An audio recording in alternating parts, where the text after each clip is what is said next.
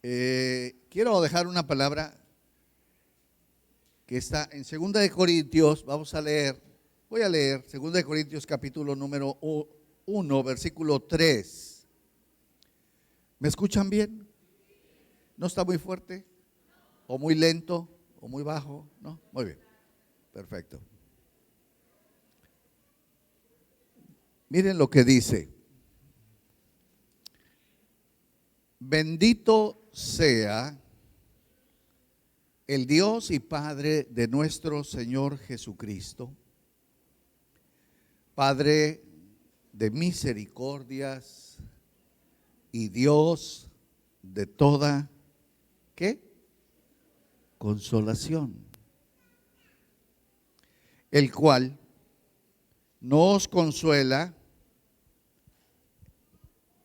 en todas nuestras tribulaciones, para que podamos también nosotros consolar a los que están en cualquier tribulación, por medio de la consolación con que somos nosotros consolados por Dios. Voy a hacer un poco de historia para ubicarles en el contexto de dónde se da esta escritura y por qué se da. El libro de los Hechos comprende 100 años de historia. Desde el capítulo 1 hasta el 28 son 100 años de historia de la iglesia primitiva. Del capítulo 1 al capítulo 12 son 50 años de historia. Se lee rápido, pero hay una historia. Y del capítulo 13 al 28 son otros 50 años de historia. Entonces el libro de los Hechos, que es la historia de la iglesia primitiva, comprende 100 años solamente allí. Pero del capítulo 1 al capítulo 12 es la historia de la iglesia judeo-cristiana. Es la iglesia posterior al derramamiento del Espíritu Santo. Y esa iglesia, si bien es cristiana, conserva muchos factores de la iglesia o del Antiguo Testamento. La circuncisión, las oblaciones, los usos y costumbres de los judíos que los hicieron ley, etc. Pero del capítulo 13 al capítulo 28 es la historia de otra iglesia. Es la historia de la iglesia, ahora sí, cristiana. Ya no se mezcló con las costumbres y las leyes judías. Es la historia de la iglesia de Antioquía. Una iglesia eminentemente gentil, pero con una característica muy distinta a la primera. Los otros todavía conservaban muchas, como les digo, cuestiones del judaísmo, pero la nueva iglesia ya no. Es una iglesia que, como dicen los autores, nace bajo la era del Espíritu. Y esta iglesia gentil llegó a ser más fuerte, llegó a ser más poderosa y llegó a ser más visionaria que la propia iglesia de Jerusalén, a la que el Señor en el capítulo 8 tiene que dispersar por medio de la persecución. De esa iglesia precisamente, en el capítulo 13, versículos 1, 2, 3, nacen las misiones. Y las misiones es el envío, ustedes saben, el ir, el salir. Cuando el Espíritu Santo le habla a la iglesia, cosa que no se da en la iglesia de Jerusalén. Había entonces en la iglesia profetas y maestros, y el Señor dijo Y el Espíritu Santo dijo: apartarme y a Bernabé y a Saulo para la obra a la que los he llamado. Y habiendo orado y ayunado, les impusieron las manos y los enviaron. Es una iglesia misionera, una iglesia visionaria, una iglesia que apoyaba, una iglesia con un gran corazón. Gloria a Dios. Salen al primer viaje misionero. Se puede leer esta historia en el capítulo 13, 14, 15. Y es una experiencia muy rica para fundar nuevas iglesias. Fue tan hermosa la iglesia de Antioquía que allí se esculpió el nombre de cristianos. Llegaron a tener tanta influencia en su sociedad que allí se les llamó cristianos por primera vez, fíjense, ni siquiera los de Jerusalén. Se realiza el primer viaje misionero, comienza el segundo viaje misionero, se dan 3, acuérdense.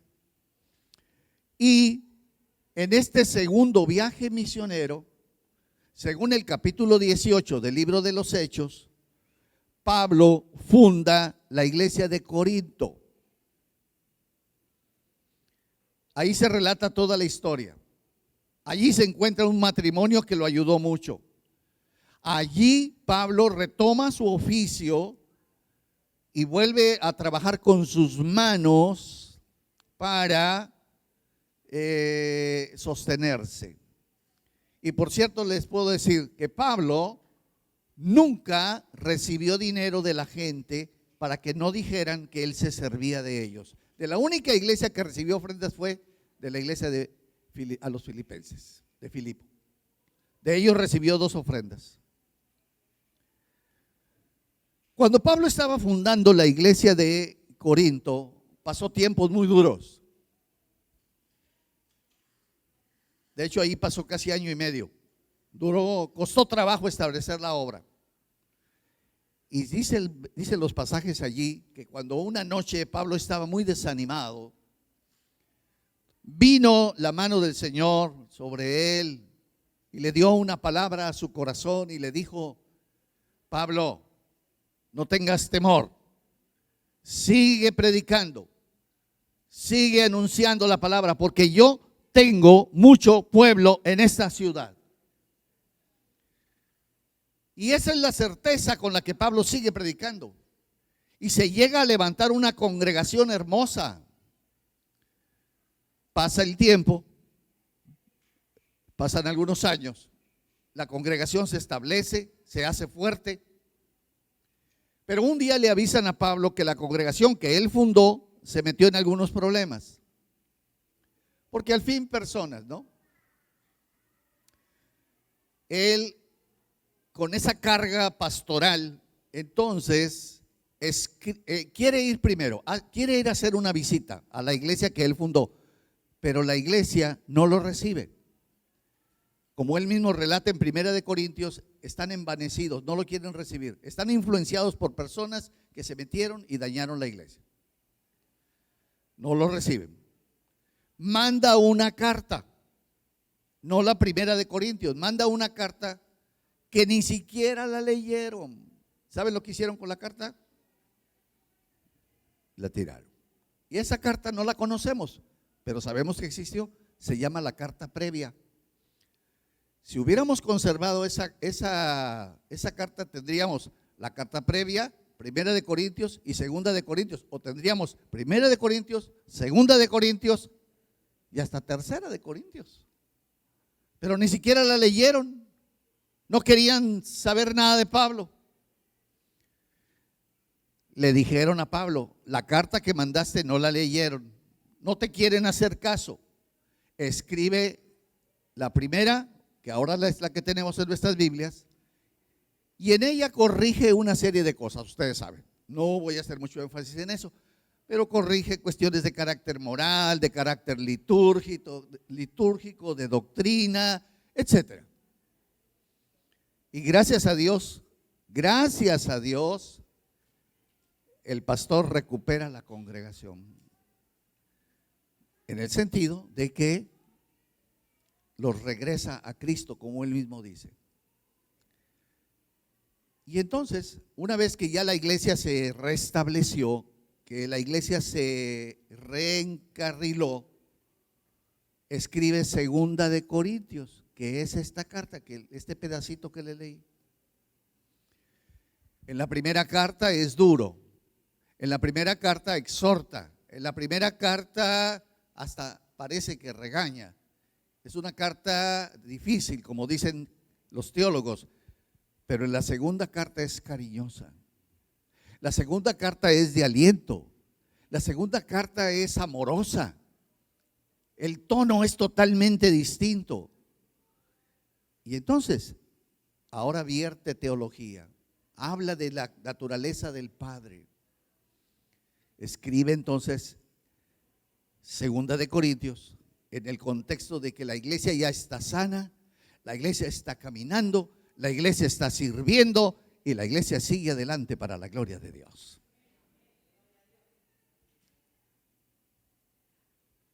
En este pasaje que les leí, el apóstol establece varios principios que son los que yo quiero dejar en su corazón después de esta breve introducción histórica. Ahora Pablo, con esa pluma magistral que él tiene, escribe: bendito, bendito sea el Dios y Padre de nuestro Señor Jesucristo. ¿De dónde sacó Pablo esas frases? Esas frases Pablo las sacó del Antiguo Testamento. Él está citando una frase de Salmos. Toda la gloria del Antiguo Testamento es la unicidad de Dios. Un solo Dios verdadero. Un solo Dios verdadero. El creador de los cielos y de la tierra. Y toda la gloria del Antiguo Testamento es que Dios es único y poderoso. Bendito sea el Dios y Padre. Es una frase salmódica. Y junta esa frase con la frase más grande del Nuevo Testamento, que es la gloria del Señor Jesucristo. Lo más grande del Antiguo Testamento es la unicidad de Dios. Lo más glorioso del Nuevo Testamento es Jesucristo resucitado. Aleluya, gloria a Dios. Y junta esas dos frases para hacerlas una introducción. Bendito sea el Dios y Padre. Bendito sea Jesucristo nuestro Salvador. La gloria de Dios entre nosotros. Bendito sea Dios. Y luego entonces sigue Pablo con su presentación y nos dice cómo es el carácter de Dios. ¿Alguien quiere saber cómo es Dios? ¿Quiere saber cómo es Dios? Muy bien. Y no se las voy a cobrar. Primero, Dios es espíritu, nadie lo ha visto jamás. Y aunque hay muchas promesas de que le veremos, es en nuestra vida gloriosa. Pero aquí está. Las personas imaginan a Dios de muchas maneras. Los artistas lo dibujan como un ancianito. ¿Lo han visto? Barbado, blanco, cabeza de túnica blanca, etcétera. Un ancianito que le da vida al mortal. Hay quienes conciben a Dios como un ojo inmenso que está viendo el universo y el mundo y lo pintan como un ojo. La iconografía, la plástica, el arte o lo que ustedes quieran, solo son imaginaciones humanas. Pero hay quien va más allá. Hay gente que ve a Dios como el juez que está con un látigo esperando que te equivoques. Para en cuanto te equivocas, pecas o dices algo malo, deja caer su ira sobre ti para castigarte. Como un Dios enojado. Y la gente se imagina que está enojado. Una hermanita de mi congregación dijo: pastor, vamos a pedir por esta situación. Tenía una hija enferma. Sí, le dije, vamos a orar por su hija. Dijo, porque en una de esas agarramos al Señor de buenas para que me lo dé. Bueno, yo entiendo lo que ella quiere decir, ¿no? Pero le dije, mi hermanita, gracias a Dios que el Señor siempre está de buenas. Gloria a Dios. Pablo dice: acerquémonos al trono de la gracia, donde hallaremos oportuno socorro. Vengan con toda confianza. Como decía mi hermano que estaba compartiendo la alabanza, los brazos del Señor siempre están abiertos. Aleluya, gloria a Dios. Don Antonio Caso, ilustre universitario, maestro emérito de la UNAM, filósofo, un hombre fiel, un hombre íntegro, escribió en uno de sus libros, dijo: los brazos de la cruz, así dijo él, los brazos de la cruz todavía están tan fuertes que podemos colgar de ellos nuestros destinos con toda confianza. Y aquí nos dice Pablo, ¿cómo es el carácter de Dios? Aquí está, dice, es Padre de misericordias y Dios de toda consolación. Ese es el carácter del Padre. Por eso nunca nos debe dar miedo ni temor acercarnos a su presencia de cualquier lugar, en cualquier ocasión, bajo cualquier circunstancia. Aun cuando nos hayamos equivocado, podemos acercarnos y siempre el brazo cariñoso del Señor nos va a recibir. Padre de misericordias y Dios de toda ¿qué? Consolación. Pero sucede que aquí la palabra consolación no tiene la connotación a la que estamos acostumbrados nosotros. Nosotros estamos acostumbrados que la palabra consolación es decirle a alguien: ánimo, adelante, puedes, una palabra de motivación, sigue. Y consolación aquí no tiene esa connotación, se los voy a explicar. Si ustedes cuentan la palabra consolación de los versículos 3 al versículo 11, no son menos de 11 veces. Ese es el ministerio del Espíritu Santo a favor del creyente. La palabra consolación. La palabra consolación es similar a algo más o menos así, para que tengan una idea. Dice, ¿cuántos han viajado en autobús? ¿Todos? ¿En el democrático? Claro. Y nos dicen, viaje por esta línea, porque esta línea es más confortable, ¿verdad? Si ustedes analizan la palabra confortable, tiene un prefijo. El co es un prefijo. Es decir, lo que te está diciendo allí es que si tú viajas por esa línea, te van a dar fuerzas nuevas. Es decir, tú vas a descansar en ese autobús de tal manera que vas a llegar, ¿qué cosa? Fresco a tu trabajo, que es lo menos después de una noche de viaje. Pero te venden esa idea. Y la palabra consolación,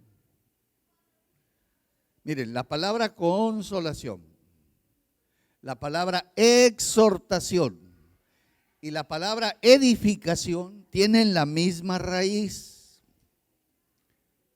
A veces la tradujeron por consolación, a veces la tradujeron por exhortación y a veces la tradujeron por edificación.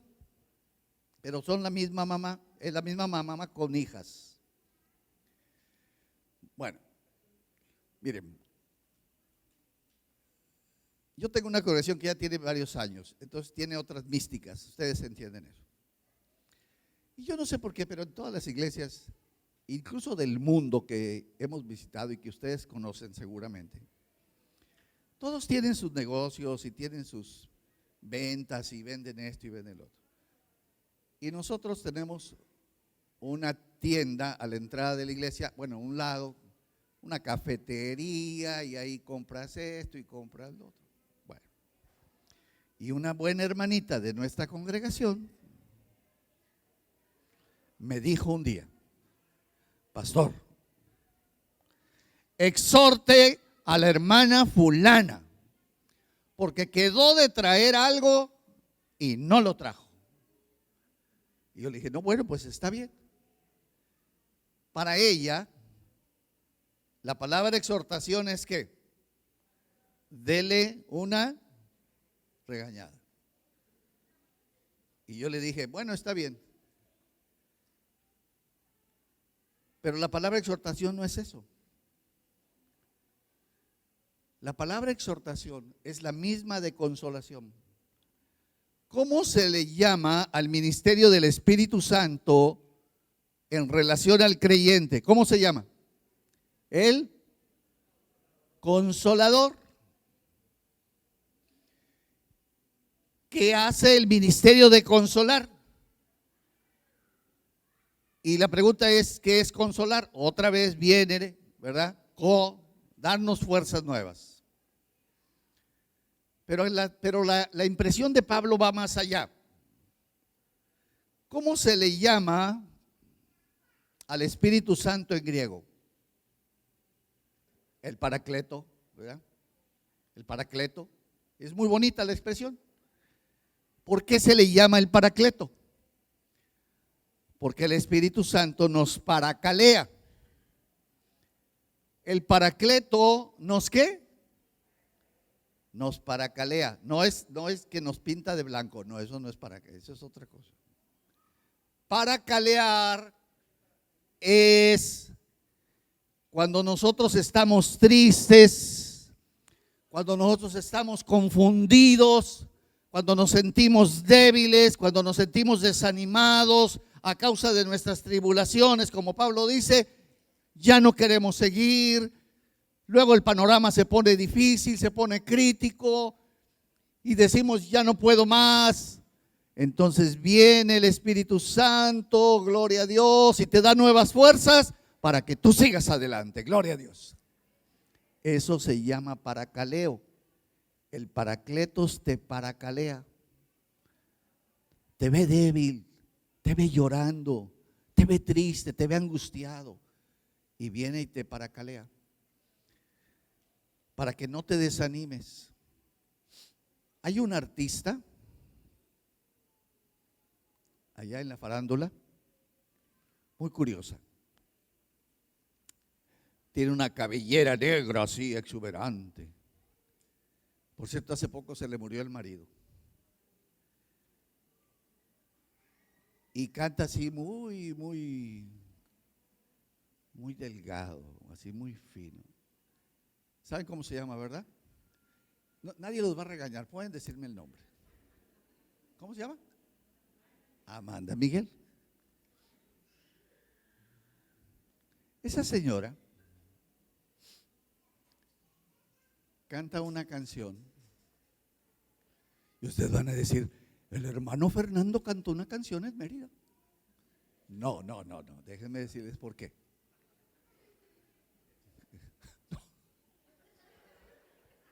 Pero miren, más o menos le hace así. Él me mintió. Él me dijo que me amaba y no era verdad. Hasta ahí nomás. Y muchos cristianos se unen a veces a Club de Amanda. ¿Por qué el Señor me dejó cuando más lo necesitaba? ¿Por qué el Señor me dejó en el tiempo de la crisis? ¿Por qué tuvimos que pasar por esto? ¿Por qué tuvimos que atravesar por esta situación? ¿Por qué está internado mi hijo, mi hija? Nos quedamos sin casa, lo que usted quiera, cualquier prueba o tribulación. Y saben una cosa, y luego se nos quiere meter eso de repente. Pero Dios nos da su palabra de que nunca nos dejará y nunca nos desamparará. No te va a dejar. No te va a dejar, dice. Porque el Espíritu Santo mora en ti. El Espíritu Santo mora en ti. Él es tu amigo, tu compañero, tu confidente. Pero luego Pablo usa otra palabra, si se fijaron. Usa la palabra tribulación. Y esa es una palabra que Pablo tomó del vocabulario griego, helenista. Y usa la palabra tribulación.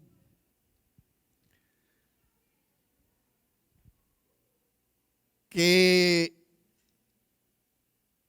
tiene este pequeño origen para que ustedes vean de dónde la sacó Pablo.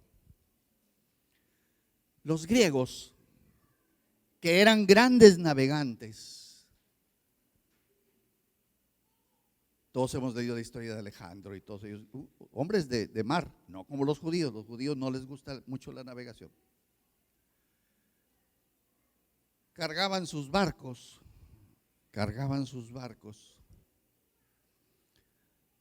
No tenían la manera de medir la cantidad de toneladas o de peso que le ponían y a veces se les pasaba la mano. Cuando se les pasaba la mano de carga, el barco se hundía, literalmente. Como dicen los niños, glu, glu, glu, glu, glu, glu, glu, glu, glu, glu. ¿Verdad? Glu, glu, glu, glu, glu. Y cuando el barco se estaba hundiendo, o ya se hundía, la frase para describir el hundimiento era: ese barco se atribuló. Ese barco se atribuló. Se hundió por el exceso de carga. Eso fue lo que pasó. Ese barco se atribuló. Y Pablo toma esa figura para ilustrarnos a nosotros que a veces las crisis de la vida son tan grandes que nos podemos, ¿qué? Hundir. La angustia, ¿verdad? Angustia viene de angosto, que cada vez se va haciendo más angosto. Cuando decimos estamos contra la espada y la pared, eso es cierto. Una angustia.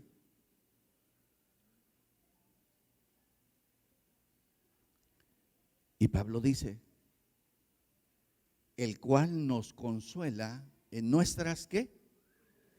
Tribulaciones. Y las tribulaciones de Juan no son las tribulaciones de Roberto, y las tribulaciones de Juanita no son las tribulaciones de María. Cada quien tiene distintas crisis en la vida. ¿Quién de nosotros no ha pasado por un tiempo complicado? Ahorita mismo, esta mañana hablé con mi esposa porque una jovencita de nuestra congregación de 16 años fue a la escuela el viernes y es hora que no llega a su casa. Imagínense la angustia de que tu hija va a la escuela y ya no regresa y no sabes qué pasó. Y toda la gente está subiendo, ayudando, apoyando, la fiscalía, los amigos. Hoy esta tarde hay una marcha porque las tribulaciones te hunden y te sientes asfixiar y te sientes ahogar y sientes que te vas a morir. ¿Han pasado por alguna tribulación?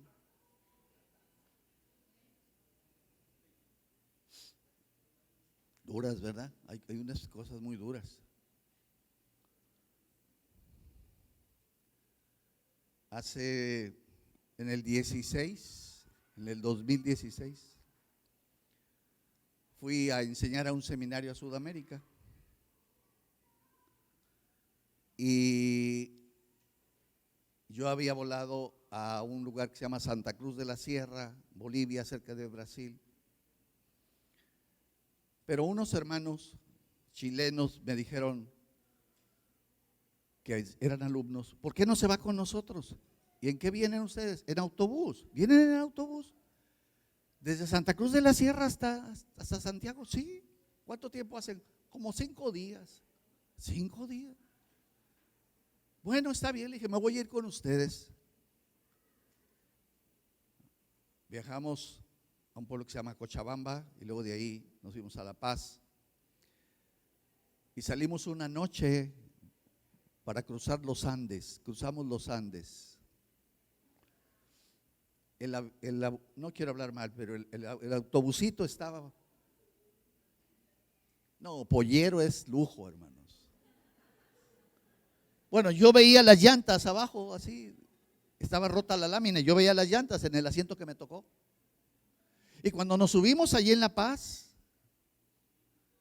yo vi que todos se subieron bien abrigados, bien abrigados.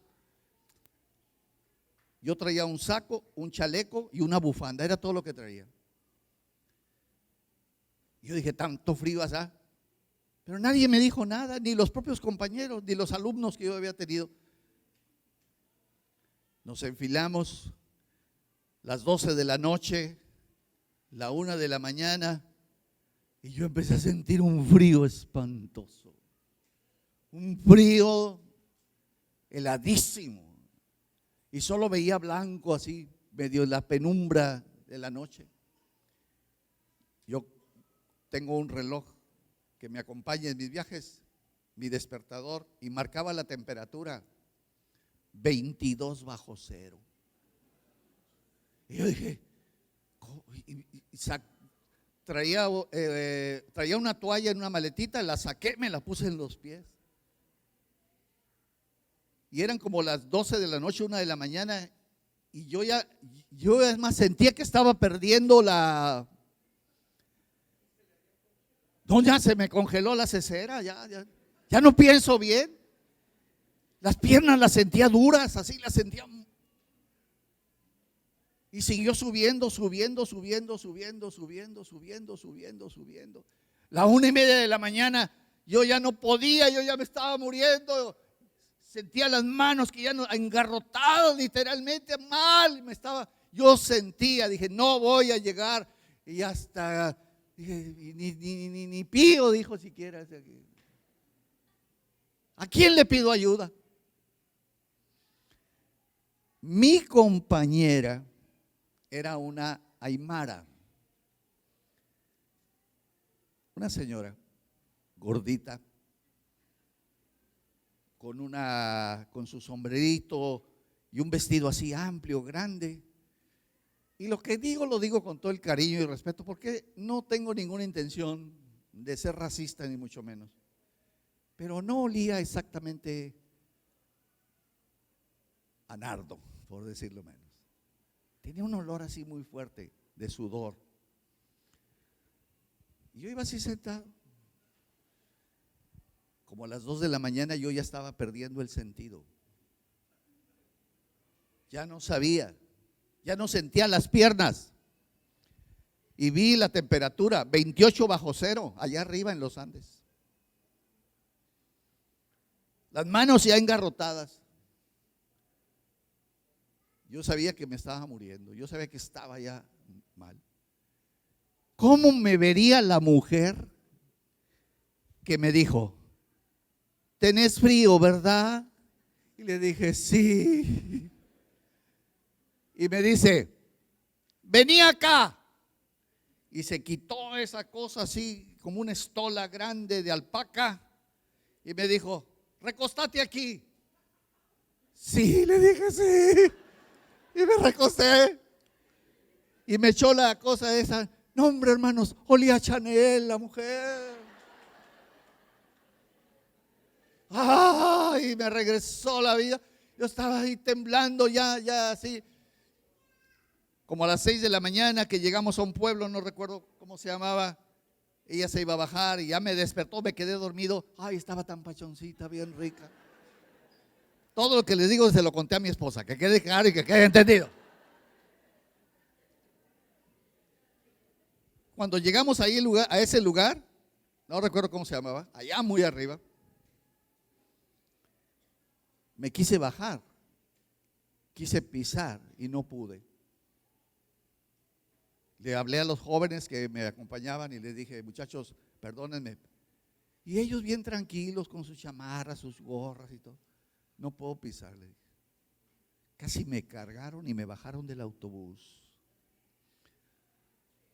Fuimos y rentamos un pequeño hotelito que había allí. Cuando me quité los zapatos y los calcetines, los pies los tenía morados ya, morados, literalmente morados. Trajeron un médico y cuando me vio, pronto tomó unas compresas de agua caliente y me estuvo tratando de regresar la circulación. Ya tenía yo lo morado casi hasta las rodillas. Pasé 2 días en una clínica. Dijo, unas horas más, o se muere o se le desprende la piel. Las orejas, dijo, se desprenden las orejas con el frío, el cartílago se rompe. Y yo bendigo al Señor porque también hay viajes muy complicados, ¿verdad? Pero Dios no nos deja y no nos desampara. Y Pablo termina su presentación haciendo 2 cosas. La primera menciona que el Señor levanta a los muertos. Pero miren, ¿por qué menciona Pablo eso? Ustedes lo pueden leer más abajo. Pablo no está enseñando la doctrina de la resurrección como lo hizo en Primera de Corintios capítulo 15. No está enseñando doctrina. Lo que Pablo está diciendo es que algunas veces nuestros problemas van a ser tan grandes que la expectativa de vida va a caer. Que la expectativa de vivir va a ser baja. Y que puede llegar el punto o el caso donde sintamos que perdemos la vida. Pero Pablo dice, pero el Dios al que servimos es capaz de levantarnos aún de la muerte si es necesario. Cuando parece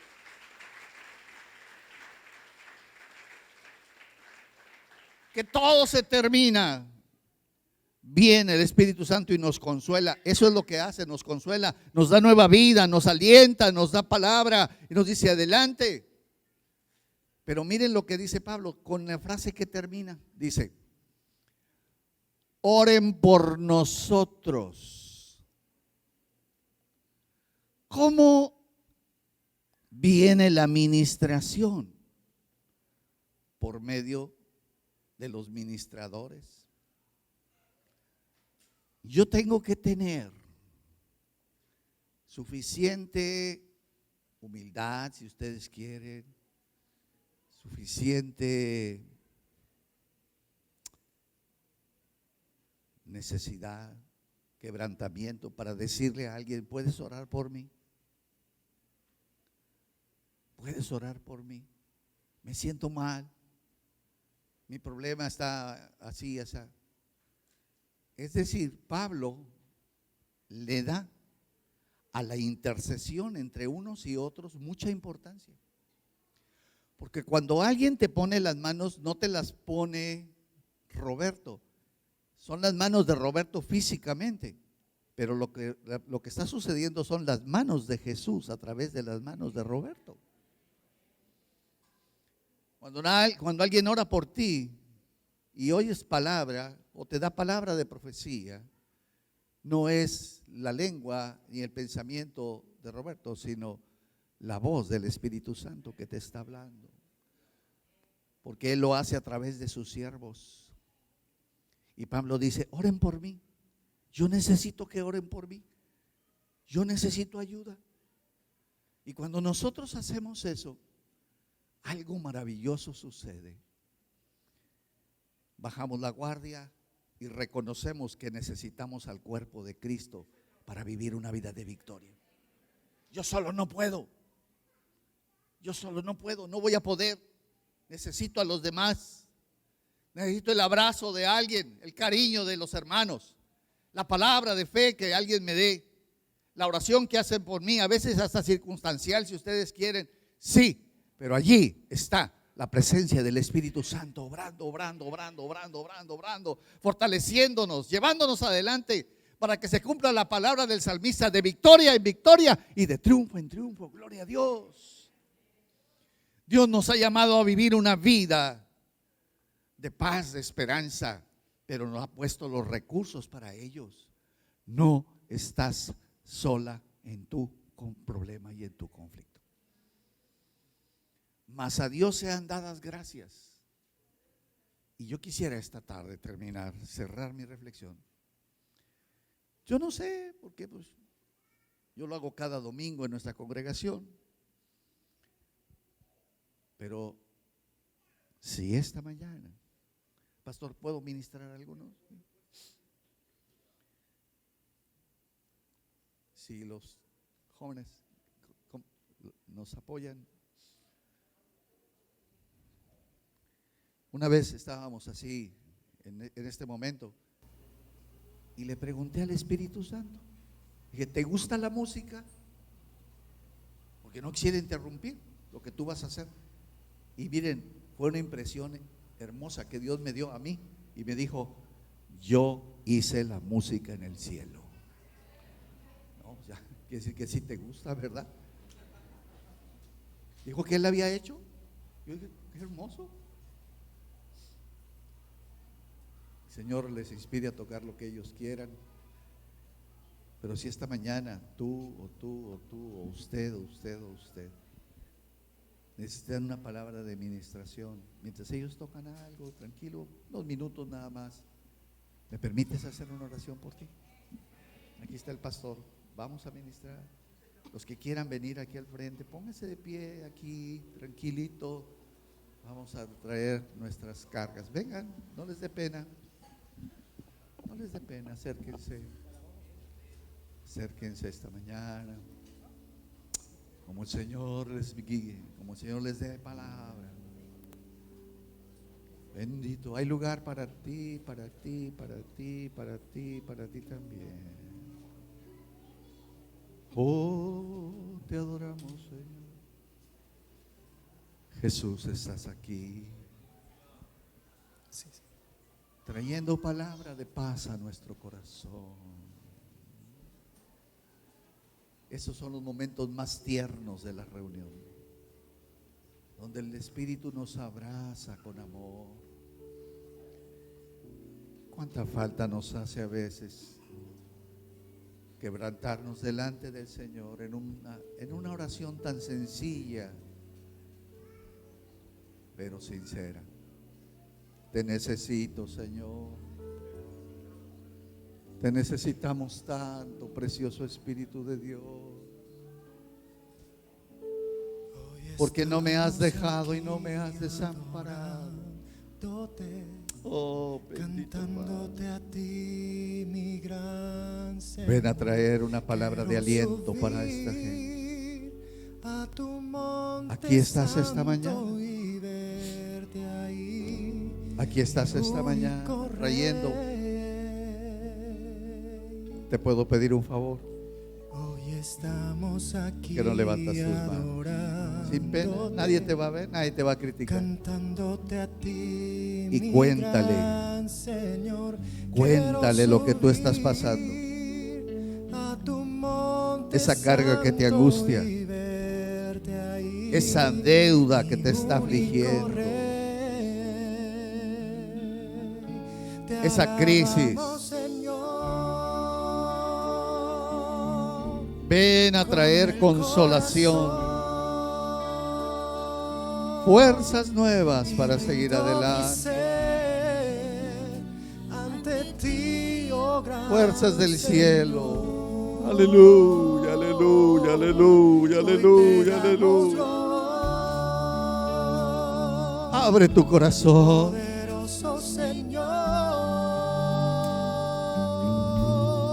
De que Él sabe las cosas, Él las sabe, pero quiere saber si tienes interés en que Él resuelva las cosas. Habla esta mañana con Jesús.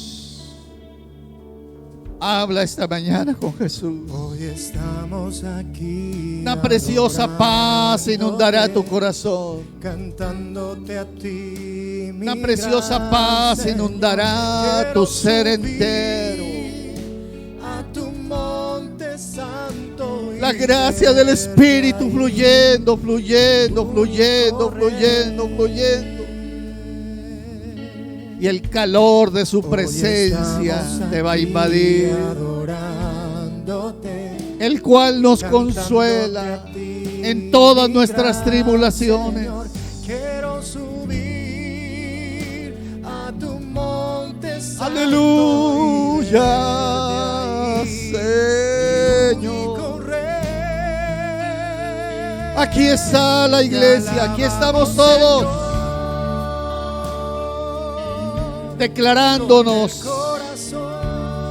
necesitados. Ayúdanos, Señor. Extiende tu mano para traer sanidad. Extiende tu mano para traer paz.